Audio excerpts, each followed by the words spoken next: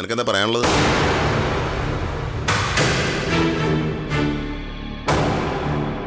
നീലിമയുടെ കാര്യം എന്താ? അമ്മ ചോദിക്കുന്ന അവൾ എവിടെയെന്ന്. അവൾ അവളുടെ വീട്ടിൽ പോയതല്ലേ. ഇതുവരെ തിരിച്ചു വരാത്ത എന്താന്ന്? അവൾക്ക് സൗകര്യപ്പെട്ടില്ല തിരിച്ചു വരാൻ, അത്ര തന്നെ. മുല്ലേട്ടാ, അമ്മയോട് ചുമ്മാ കാണാ ഗുണ പറഞ്ഞിട്ട് ഒരു കാര്യമില്ല. വിശ്വസിക്കാൻ പറ്റുന്ന നുണയെ പറയാൻ പറ്റൂ, അല്ലെങ്കിൽ അമ്മ പൊളിച്ചെടുക്കും.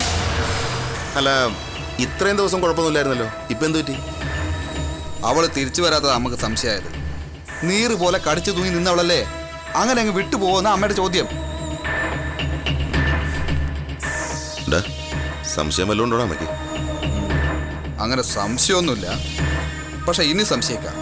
നമ്മളതിന് ഇട കൊടുക്കരുത്.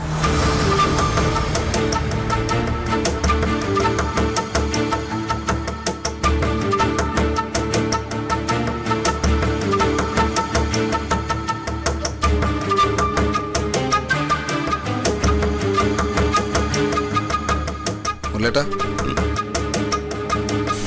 നീ ഒരു കാര്യം ചെയ്യേ, നീലിമയുടെ വീട്ടിലേക്കൊന്ന് പോ. അവിടെ ചെന്ന് അവൾ എന്ത് ചെയ്യാന്നൊന്ന് അന്വേഷിക്കാം. ഉടനെ അവരിങ്ങോട്ട് ചോദിക്കില്ലേ അവൾ എവിടെ, ഇങ്ങോട്ട് വന്നില്ലല്ലോ ഒന്ന്. എടാ, നമുക്ക് പറയണം അവൾ ഇങ്ങോട്ടാണെന്ന് പറഞ്ഞ വീട്ടിൽ നിന്ന് പോന്നേന്ന്. അവിടെ ഇല്ലെന്ന് അവർ പറഞ്ഞാൽ ഉടനെ പോലീസ് സ്റ്റേഷനിൽ ചെന്ന് നീ ഒരു കംപ്ലൈന്റ് കൊടുക്കണം. എടാ, അല്ലെങ്കിൽ സംശയിക്കാൻ സാധ്യതയുണ്ട്. അതൊന്നും ശരിയാവത്തില്ല മുരളേട്ടാ. ആ, എന്നാ പിന്നെ ഇങ്ങനെ പോട്ടെ. അവളെ ഇനിയിപ്പോൾ ആരും അന്വേഷിച്ചു വന്നില്ലെങ്കിൽ ഒരു ചുക്കും പേടിക്കാനല്ലോ.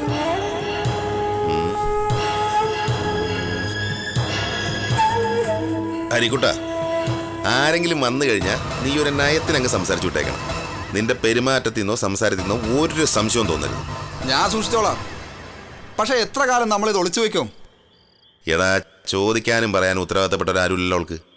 അതങ്ങനെ അങ്ങ് തേഞ്ഞ് വാങ്ങി പോക്കോളും. നീയേ ധൈര്യമായിട്ടിരുന്നാൽ മതി. ദേ, വെറുതെ എന്നെ കൂടി കൊലക്ക് കൊടുത്തേക്കരുത്. മുരളിയേട്ടൻ എന്തെങ്കിലും ഐഡിയ തരുമെന്ന് വിചാരിച്ചിട്ട് ഞാൻ ഇങ്ങോട്ട് വന്നത്. അത് വെറുതെ ഛേ.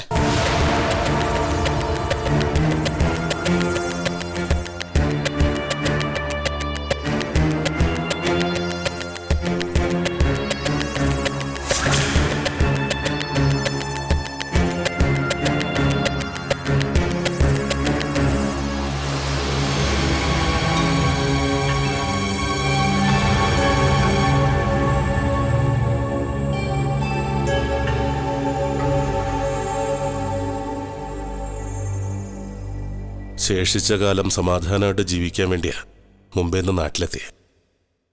ഒരു കല്യാണമൊക്കെ കഴിച്ച് എല്ലാം ഒന്ന് ശരിയായി വന്നതാ. അതിനിടയ്ക്കാ ഓരോ വിഷജീവികളെ ജീവിതത്തിലേക്ക് ഇഴഞ്ഞു വന്നേ.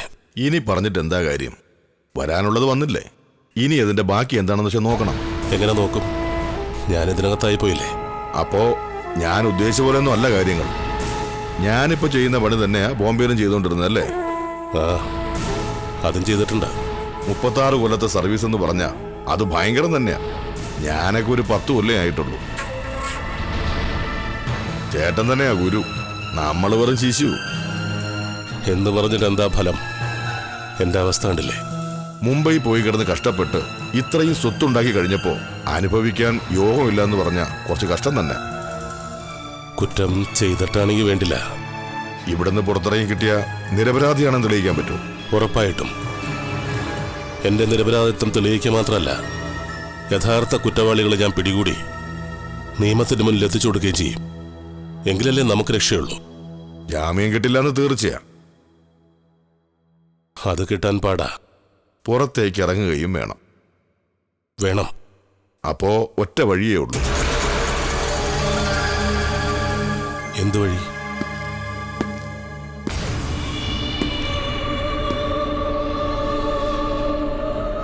എന്താണോ ഒരു ആലോചന?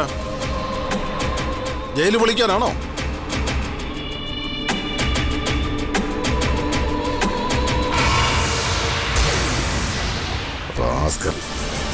നമ്മുടെ ഇവിടെ മനസ്സിൽ കാണുന്നത് അയാൾ മാനത്ത് കാണുന്നുണ്ടോ?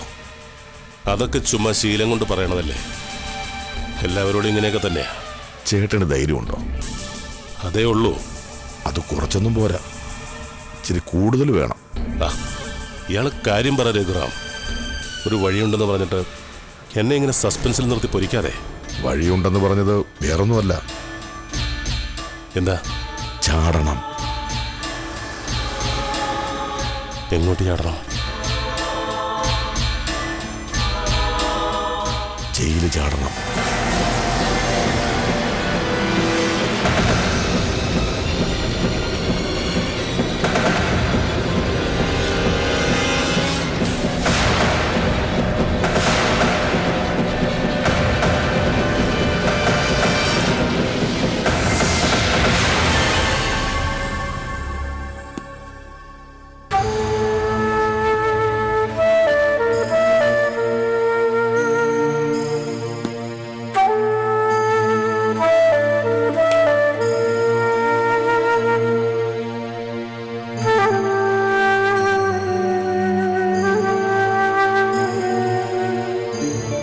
ആഹാ, ഇവിടെ രണ്ടാളും നല്ല ജോലിയിലാണല്ലോ. ഇതൊക്കെ ഡോബിയുടെ കയ്യിൽ കൊടുത്താ പോരെ? മതി. പിന്നെ നമുക്ക് സമയമുണ്ടല്ലോ കിഷോറേട്ടാ. കിട്ടുന്ന സമയം വെറുതെ കളയാണ്ട് എന്തെങ്കിലും ചെയ്യാലോ എന്ന് കരുതി. വലിയ കാര്യങ്ങൾ ചെയ്യാൻ പ്രാപ്തിയുള്ളവർ ചെറിയ കാര്യങ്ങൾ ചെയ്ത് സമയം പാഴാക്കരുത്. ഉദാഹരണത്തിന്, ഒരു സയന്റിസ്റ്റ് ബക്കറ്റും വെള്ളവും എടുത്തു വെച്ച് വീട് മുഴുവൻ തൂത്തു തുടയ്ക്കാൻ പോയാൽ ആർക്കാ നഷ്ടം? ആർക്കാ? രാജ്യത്തിന്, ആ സയന്റിസ്റ്റിന്. പിന്നെ യഥാർത്ഥത്തിൽ ആ ജോലി ചെയ്യേണ്ട ആൾക്കും. ഇങ്ങനൊന്നും ഞാൻ ചിന്തിച്ചിട്ടേ ഇല്ല കേട്ടോ. ഈ കുട്ടി നന്നായിട്ട് ചിത്രം വരയ്ക്കില്ലേ? അടുക്കള ജോലിക്കാരിയാക്കുന്നത് വലിയ അസംബന്ധമല്ലേ? അങ്ങനെ നോക്കിയാ അസംബന്ധങ്ങളല്ലേ ലോകത്ത് നടക്കുന്നത് മുഴുവൻ. മെഡിസിന് പഠിക്കാൻ ആഗ്രഹിക്കുന്ന ആള് അതിനുള്ള പണമില്ലാതെ ചരിത്രവും ഭൂമിശാസ്ത്രവും പഠിക്കുന്നു. എന്നിട്ട് അയാള് ജോലി ചെയ്യുന്നതോ കെട്ടിടം പണിയുന്ന സ്ഥലത്തെ സൂപ്പർവൈസറായിട്ട്. അങ്ങനത്തെ വിരോധാഭാസങ്ങൾ ഒരുപാടുണ്ട്. അമ്മു പക്ഷെ കിട്ടുന്ന സമയം കുറേ വായിക്കണം. എനിക്ക് ചിലപ്പോ തോന്നും അമ്മുവിന് എന്തെങ്കിലും എഴുതാനുള്ള ടാലന്റ് ഉണ്ടെന്ന്. സ്കൂളിൽ പഠിക്കുന്ന കാലത്ത് കവിതാ മത്സരത്തിനൊക്കെ ചേർന്ന് പ്രൈസ് വാങ്ങിച്ചിട്ടുണ്ട്. ആഹാ, ആ കിച്ചോട്ടാ, ഇന്നൊരു വാടക വീട് നോക്കാൻ പോകുന്നു പറഞ്ഞിരുന്നല്ലോ, നോക്കിയോ? അതൊന്നും നിങ്ങൾക്ക് പറ്റില്ല. 3 പെണ്ണുങ്ങൾ താമസിക്കുന്ന വീടിന് കുറച്ചൊക്കെ അടിസ്ഥാന സൗകര്യങ്ങൾ വേണ്ടേ? കിച്ചു, എന്തൊക്കെയാ അടിസ്ഥാന സൗകര്യങ്ങൾ? അല്ല, ഞാനും കൂടി അന്വേഷിക്കായിരുന്നു. തൊട്ടടുത്ത അയൽപ്പക്കം വേണം. ഒരു ശബ്ദം കേട്ടാലോ ഒന്ന് വിളിച്ചാലോ ഓടി വരുന്നവരോ ആയിരിക്കണം. തമ്മി കാണുമ്പോ മുഖം തിരിച്ച് നടക്കുന്നവരോ ആകരുത്. പിന്നെ വലിയ വീടൊന്നും ആവശ്യമില്ല. 1 or 2 മുറി, ഒരു ലിവിംഗ് റൂം, ഒരു കിച്ചൺ, അത്ര മതി. 2 നില വീടോ ധാരാളം മുറികളൊന്നും വേണ്ട. ഓക്കെ, അടുത്തത്? വീട് നല്ല പൂട്ടും ബലവും ഉള്ളതായിരിക്കണം. ഒറ്റ ചവിട്ടിന് തുറക്കാൻ പറ്റുന്ന വാതിലോ ആകരുത്. പിന്നെ വൃത്തിയും വെടുപ്പും ഉണ്ടായിരിക്കണം. സാധനങ്ങൾ വാങ്ങാനും മറ്റും കുറെ ദൂരം പോകേണ്ടിയും വരരുത്. ഇത്രയൊക്കെ നോക്കേണ്ട ആവശ്യം എന്താ? അതെനിക്ക് മനസ്സിലായില്ല. ഇവർക്ക് ശത്രുക്കൾ ഉണ്ട് ഹേമേ. ഈ മിണ്ടാൻ വയ്യാത്ത പെൺകുട്ടിയെ തട്ടിക്കൊണ്ടു പോകാൻ പറ്റിയ അവസരം നോക്കി നിൽക്കുന്നവരുണ്ട്. അമ്മുവിനെ കൂടി അപായപ്പെടുത്തിയ നരേന്ദ്രൻ തമ്പിയുടെ എല്ലാ സ്വത്തുക്കളും യഥേഷ്ടം അനുഭവിക്കാന്ന് കരുതി അതിന് തക്കം പാർത്തിരിക്കുന്നവരുണ്ട്. നമ്മളെല്ലാം നോക്കണ്ടേ? വയസ്സായ ഈ മുത്തശ്ശിക്ക് പെട്ടെന്നൊരു വയ്യായ്മ വന്നാൽ ഒന്ന് താങ്ങിപ്പിടിച്ച് ആശുപത്രി കൊണ്ടുപോകാൻ സഹായത്തിന് ആരെങ്കിലും ഓടിയെത്തണ്ടേ? ചുരുക്കി പറഞ്ഞ എല്ലാം തികഞ്ഞൊരു വീട് ഉടനെയൊന്നും കിട്ടില്ല. ഫ്ലാറ്റ് നോക്കുന്നുണ്ട്. പക്ഷെ മാവേലിക്കരയിലും ചെങ്ങന്നൂരും അങ്ങനെ പണി തീർന്ന ഫ്ലാറ്റുകളൊന്നും കിട്ടാനില്ല. ഓഫീസ് പോകാനുള്ള സൗകര്യം കൂടി നോക്കണ്ടേ? പത്തനംതിട്ടയിൽ ഇവരെ ഹെൽപ്പ് ചെയ്യാൻ ആരുമില്ല. ഓ, ആരുമില്ല തുണയ്ക്ക്. കിച്ചു മാത്രമേ ഉള്ളൂ. മനസ്സിലായി? എന്തോന്ന് മനസ്സിലായിന്നാ? ഇവർക്കിപ്പൊ കിച്ചു അല്ലാതെ വേറെ ആരുമില്ലെന്ന്. 2 മാസം മുമ്പ് വരെ കിച്ചു ആരാണെന്ന് പോലും ഇവർക്ക് ആർക്കും അറിയില്ലായിരുന്നു. അന്നും ഇവർ ഈ ഭൂമിയിലല്ലേ ജീവിച്ചത്. ഹേമേ, മനുഷ്യബന്ധങ്ങൾ അങ്ങനെയാ. ഓരോരോ ആവശ്യങ്ങൾക്കനുസരിച്ചാണ് ഉണ്ടാവുന്നത്. ഞാൻ നിന്നെ കല്യാണം കഴിക്കും മുമ്പ് നിന്നെ ഞാൻ അറിയുമായിരുന്നോ? പത്ര ഓഫീസിൽ ജോലി കിട്ടും മുമ്പ് അവിടുത്തെ പത്ര മുതലാളിയും അവിടുത്തെ സഹപ്രവർത്തകരെയും ഞാൻ അറിയുമായിരുന്നോ? കിച്ചു, എന്താ ഇപ്പൊ ഇവിടെ പ്രശ്നം? നിന്റെ മനസ്സിലുള്ളത് തുറന്നു പറ ഹേമേ. ഇവര് നിനക്ക് ഒരു ശല്യം ഉണ്ടാക്കുന്നില്ലല്ലോ. ഇല്ലേ? തരം കിട്ടുമ്പോ ഇവര് 2 പേരും തമ്മിൽ കൊച്ചു വർത്തമാനം.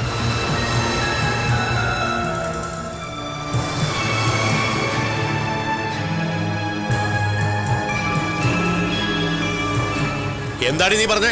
കിച്ചു, ദൈവത്തെ ഓർത്ത് നിങ്ങൾ വഴക്കുണ്ടാക്കല്ലേ. ഞാൻ എന്റെ മോളുടെ വീട്ടിലേക്ക് പൊയ്ക്കോളാം. ഇവരെ വല്ല ഹോസ്റ്റലിലും കൊണ്ട് വിട്ടേക്ക്. ഞങ്ങൾ ഇവിടെ ഒരു ശല്യത്തിനും വന്നതല്ല, വരികയില്ല. നിങ്ങളെ ഞാനാ ഇവിടെ വിളിച്ച് താമസിപ്പിച്ചത്. എന്റെ വീടാ ഇത്. ഇവിടുന്ന് ആരും എങ്ങോട്ടും പോകുന്നില്ല. അങ്ങനെ പോവുകയാണെങ്കിൽ എല്ലാവരും ഇവിടുന്ന് ഇറങ്ങിക്കോണം. ഞാനും ധന്യമോളും മാത്രം മതി ഇവിടെ.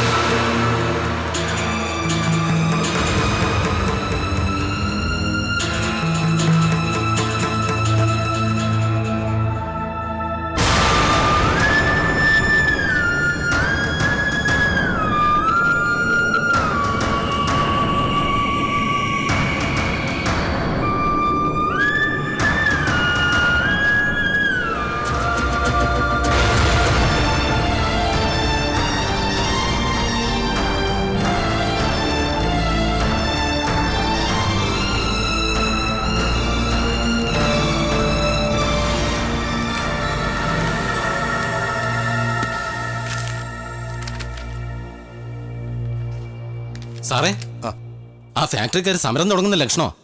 പണിമുടക്കി എല്ലാവരും ഇറങ്ങി സാർ. അവർ ചെയ്യട്ടെ സമരം, നമുക്കെന്താ? ആ മുരളീകൃഷ്ണൻ സാറൊക്കെ വന്നിട്ടുണ്ട്. വലിയ പ്രശ്നമാവുന്നാ തോന്നുന്നേ. തനിക്ക് സമരം ചെയ്യണോ? അവരോട് പോയി ചേർന്നോളോ. അയ്യോ, നമുക്ക് സമരമൊന്നും വേണ്ട സാറേ. ഈ ജോലി കൊണ്ടൊക്കെ ജീവിച്ചു പോകുന്നേ.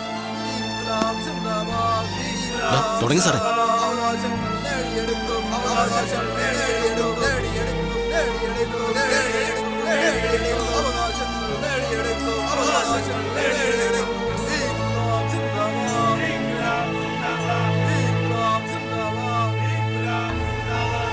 ഫാക്ടറി തൊഴിലാളികള് സമരം തുടങ്ങിയോ അർജുനേട്ടാ? ചുമ്മാ സമരം ചെയ്താൽ മതിയോ? ന്യായമായ ആവശ്യങ്ങൾക്കല്ലേ സമരം ചെയ്യേണ്ടത്. അവരുടെ ആവശ്യങ്ങൾ എന്താണെന്ന് പോലും മാനേജ്മെന്റിനോട് പറഞ്ഞിട്ടില്ല. ആ മുരളീകൃഷ്ണനും ജയശീലനും കൂടി തൊഴിലാളികൾക്കിടയിൽ കുത്തിത്തിരിപ്പുണ്ടാക്കി സമരം ചെയ്യിക്കുന്നതല്ലേ? ഒരു യൂണിയൻ മാത്രമേ സമരം ചെയ്യുന്നുള്ളൂ. മറ്റു യൂണിയനൊക്കെ വിട്ടു നിൽക്കുക.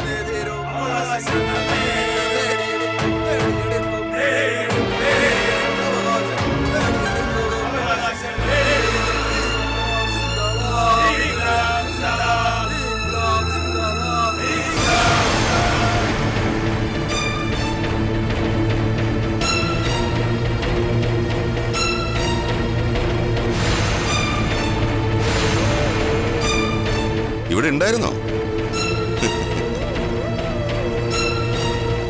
ഐശ്വര്യമായിട്ട് ഞാനൊരു പ്രഖ്യാപനം നടത്താൻ പോകും. ഇന്നു മുതൽ വരുണ റബ്ബർ ഇൻഡസ്ട്രീസിലെ തൊഴിലാളികൾ അനിശ്ചിതകാല പണിമുടക്ക് ആരംഭിക്കുന്നു.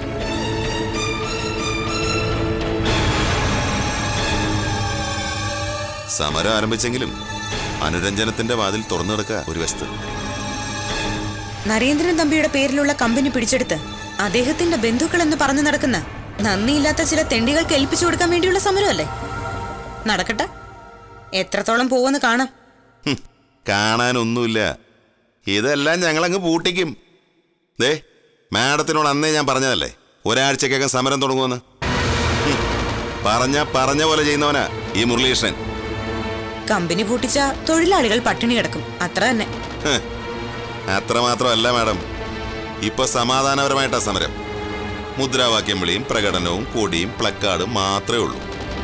പക്ഷേ തൊഴിലാളികളുടെ വീട്ടിൽ അരി തീരുമ്പോൾ സമരം അക്രമാസക്തമാവും. ഈ ഫാക്ടറിയും ഓഫീസൊക്കെ ഒരുപിടി ചാരമായി മാറാൻ തൊഴിലാളികളുടെ നെഞ്ചിൽ ഒരു തീപ്പൊരി മതി. നരേന്ദ്രൻ തമ്പിയും കുടുംബവും ഫാക്ടറി ഓഫീസും കൊണ്ട് മാത്രമല്ല ജീവിക്കുന്നത്. ഇരിക്കുന്ന കൊമ്പ് മുറിക്കുന്നവർ അതിന്റെ ഫലം അനുഭവിക്കും. നമുക്ക് കാണാം ആരനുഭവിക്കുന്നെന്ന്. നരേന്ദ്രൻ തമ്പി ധാരാളം അനുഭവിക്കുന്നുണ്ടല്ലോ, അങ്ങ് വടക്ക് കണ്ണൂർ ജയിലിൽ കിടന്നുകൊണ്ട്. മാഡം തമ്പിക്കും ചിലപ്പോൾ അങ്ങോട്ട് തന്നെ പോകേണ്ടി വരും. ചെയ്യാവുന്നതൊക്കെ നിങ്ങൾ ചെയ്യും. കള്ളത്തരവും ചതിയും വഞ്ചനയും ആണല്ലോ നിങ്ങളുടെ ബലം. സത്യത്തിന്റെയും നീതിയുടെയും മുമ്പില് അതിന് എത്ര ആയുസുണ്ടെന്ന് നമുക്ക് നോക്കാം. നമുക്ക് കാണാം. സമരം എന്തിനാണ് സമരം ചെയ്യുന്നതെന്ന് പോലും അറിയാത്ത കുറെ തൊഴിലാളികൾ, അവരെ കുത്തിയിളക്കാൻ ഒരു നേതാവും.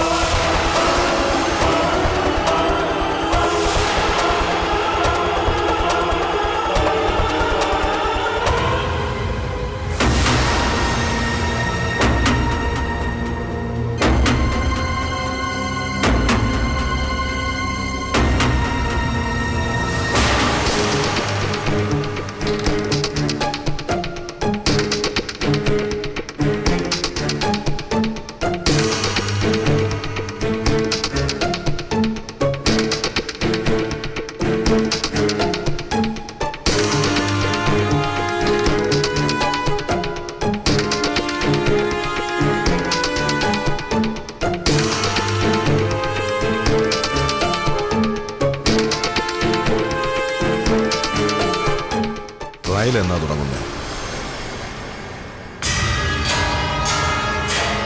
ഈ മാസം 17 തുടങ്ങും. മനസ്സിലിപ്പോ നടക്കുന്നത് ജയിലാട്ടമായിരിക്കും അല്ലേ? ആലോചന കണ്ടിട്ട് തോന്നി. മനസ്സിൽ ഞാൻ എപ്പോഴേ ജയിലിൽ ചാടിക്കഴിഞ്ഞു. ഇപ്പൊ നടക്കുന്നത് പ്രതികാരം എന്ന് പറയുന്ന ഒരു ആവേശം, നമ്മളെ ദ്രോഹിച്ചവരോടുള്ള പകയാ. അത് തൽക്കാലം അവിടെ നിൽക്കട്ടെ. എന്നെ ചതിച്ചവരോടും വഞ്ചിച്ചവരോടും ഞാൻ ക്ഷമിച്ചതാ ഞാൻ കാണിച്ച ഏറ്റവും വലിയ അബദ്ധം. ഇനി അത് ആവർത്തിക്കണം.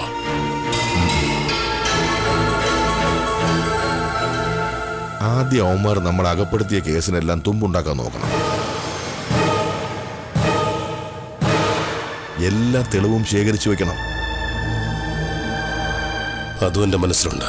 ഒരിക്കൽ ചാടിയ കൊലപ്പുള്ളി പിടിക്കപ്പെട്ടാൽ രണ്ടാമത് ചാടാനുള്ള അവസരം ഒരിക്കലും കിട്ടില്ല എന്ന് എപ്പോഴും ഓർമ്മ വേണം.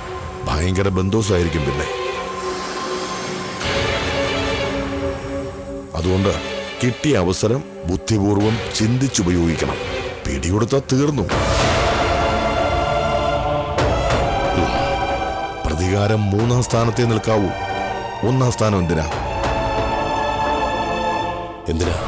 പിടികൊടുക്കാതിരിക്കുക. അതിനായിരിക്കണം 1-ാം സ്ഥാനം.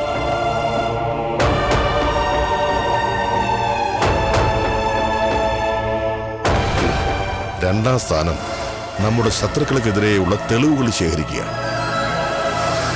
3-ാം സ്ഥാനം പ്രതികാരം. എപ്പോഴും അങ്ങനെ ആയിരിക്കണം. രഘുറാം ജയിലിൽ ചാടിയിട്ടുണ്ടോ? ഒരു തവണ. അത് കർണാടക ജയിലിൽ നിന്ന്. പിന്നെ കുറെ കാലം ഒളിവിലായിരുന്നു. അവർക്കിപ്പോഴും എന്നെ പിടികിട്ടിട്ടില്ല. അന്വേഷണമില്ലേ? അന്ന് ഞാൻ രഘുരാമ ഷെട്ടി അല്ല, സീതാറാം നായിക്കാണ്. നീലേശ്വരം ആ സ്വദേശം. ഇപ്പൊ ഞാൻ എന്റെ ഐഡന്റിറ്റിയും അഡ്രസ്സും താമസ സ്ഥലവും എല്ലാം മാറ്റി. അങ്ങനെയാ രഘുരാമായത്. അപ്പോ ഇത് ആൾമാറാട്ടല്ലേ? ആരെ ആൾമാറാട്ടക്കാരല്ലാത്ത വിശ്വസിക്കാൻ കൊള്ളാവുന്ന ഒരു മനുഷ്യനെങ്കിലും ഉണ്ടോ ലോകത്ത്? വിചാരണയ്ക്ക് കൊണ്ടുപോകുമ്പോ ചാടാൻ അവസരം കിട്ടുമല്ലേ? നല്ല ചങ്കൂറ്റം വേണം.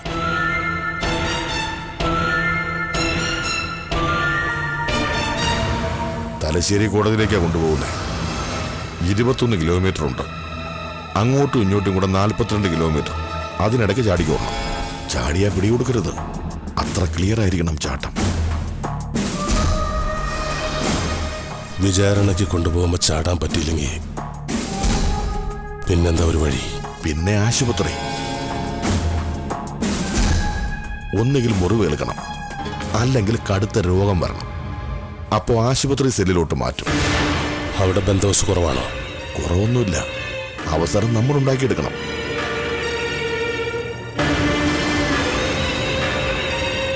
നമുക്ക് കാവലിരിക്കുന്ന ആളെ ദാ ഇങ്ങനൊരു കൊതുവിനടിച്ചിട്ട് നോക്കുമ്പോൾ നമ്മളില്ല, കടന്നു കളഞ്ഞു. ഈസി ആണെങ്കിൽ എല്ലാവരും ജയിലിൽ കയറി പോവില്ലേ? തടവ് ചാട്ടം ആദ്യ സാമർത്ഥ്യക്കാർക്കുള്ളതാ.